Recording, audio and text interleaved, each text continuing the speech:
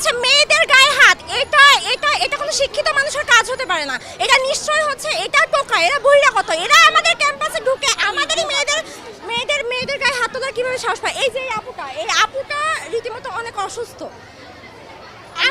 আপনারা সবকিছুই দেখছেন, আমাদের আর কোনো কিছুই বলার নাই।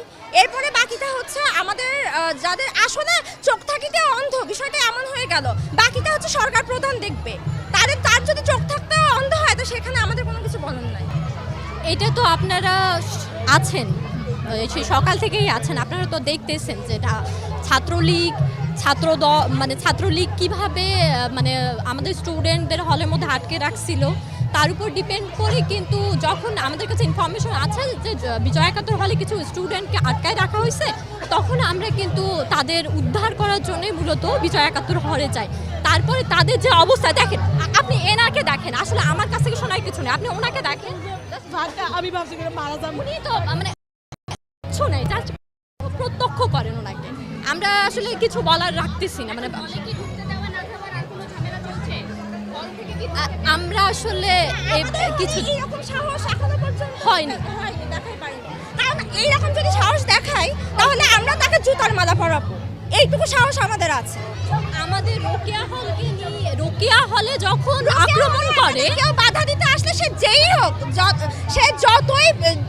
হোক না কেন, ছাত্রলীগ হোক বা আমাদের ছাত্রদের নেতৃবৃন্দ হোক, আমরা তাদেরকে 2018 সালের মতো জুতার মালাই পরাবো।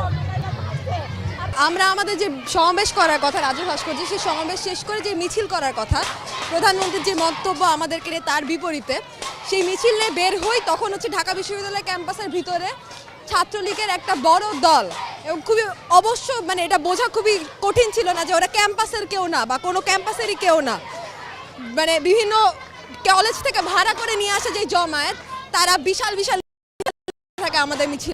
এখন মিছিলের সামনের দিকে তারা হামলা করে, যেটা পুরোটাই ছিল মেয়েদের একটা বড় অংশ, কাজে তারা সরাসরি মেয়েদের উপর হামলা করে।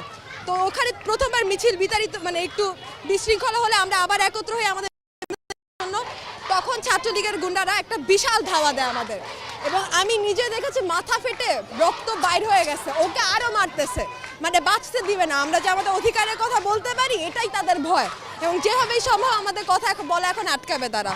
তো এখন সেই অবস্থার প্রেক্ষিতে আমি যেটা জানি, আমাদের অনেকে ঢাকা মেডিকেল কলেজে আহত হয়ে রয়েছেন, এখন চিকিৎসা